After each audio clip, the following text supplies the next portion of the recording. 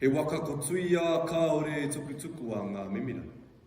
A canoe that is interlaced will not become separated at the bow. A canoe that is built strong from the mighty tōtara by the powerful hands of ngā tangata, the people, together. A canoe that is interwoven like the sacred strands of the harakeke flags, powered by the synchronized kaihui, the paddlers. The waka of humanity cannot be stopped by even the roughest of the seas. But if even just one paddler is struggling, we shall seek to assist them. For in the words of journalist Gabriel Garcia Marquez, uno solo tiene derecho a mirar a otro hacia abajo cuando ha de ayudarle a levantarse. One has the right only to look down on another when their intention is to bring them up. They say that time heals, that ignorance is bliss, that the truth delivers hard hits. We are past that. In the world we have broken promises, severed human connections, yet there lingers a widespread rejection of society's racist reflection.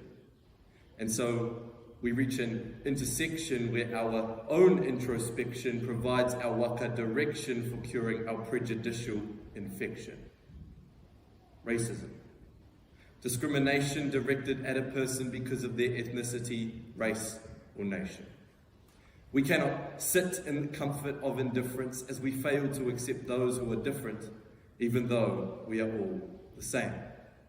United by the brilliance of humanity, yet divided by the injustice of insanity, how can we love one but not another? For she is my sister, but he is not my brother. Can we see more than colour? See, how can we navigate a sea of racism if we ourselves cannot see the racism? It stands before our eyes, yet it only falls when we can see beyond its disguise. We tend to be in denial that we ourselves have been hurtful, that we ourselves have been racist. And so I ask you, every person sitting in this room, to examine the times you've said something racist, discriminatory, or hurtful to another. Why did you say it? What were you thinking? Sure, we can hold others to account, but what good does that do if we cannot hold ourselves to account?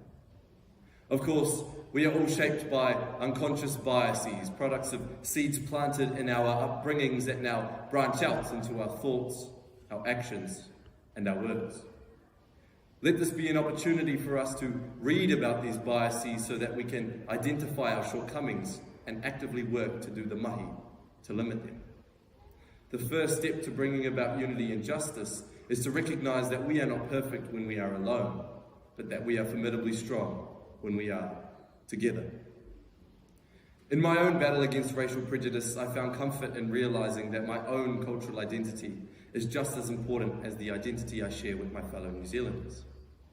That's why I've begun to affirm my own identity by learning my own language, by learning about my culture, my traditions, but also learning about others through their languages, because meri bhasha o kisi mahi, mere sansar kisi maya hai. The limits of my language are the limits of my world. I myself am proud of my Indian South African heritage and to embrace the history and culture behind my standing here today in Aotearoa, New Zealand. But I'm still made to feel badly about it by those around me who invasively single me out for being and looking different. With no hint of compunction, I've been called a curry muncher, overcooked skin, a rice worker. At the beginning of this year, 17-year-old boy's first question for me was not, "Who are you?" but, "What are you?" To which I replied, "I am a person, the same as you, but I am proud to be different too."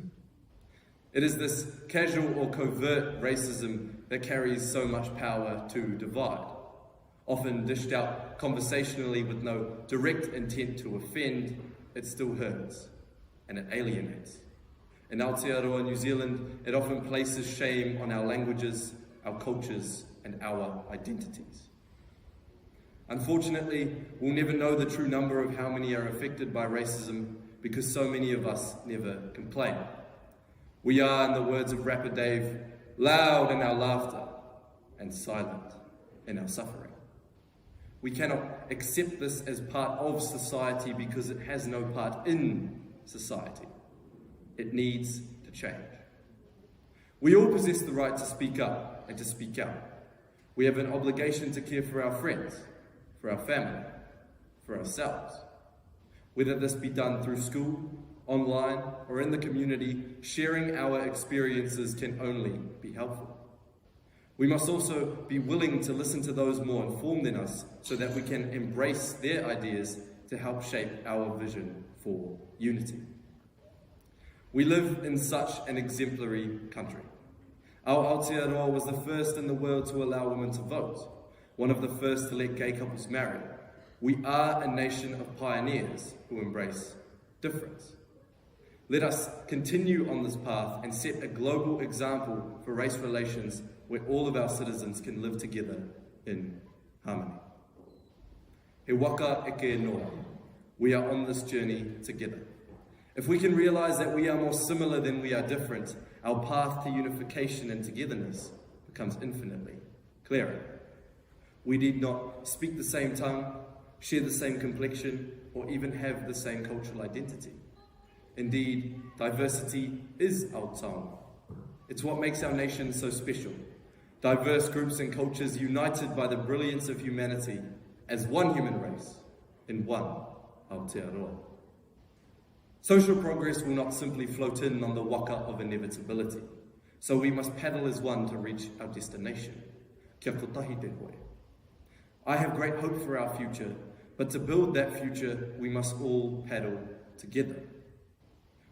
We want to build one future, our future, free from racial prejudice and injustice for all of us to enjoy. Be ye as the fingers of one hand, the members of one body. Be ye as the paddlers of one waka, the members of one humanity. Kia ora.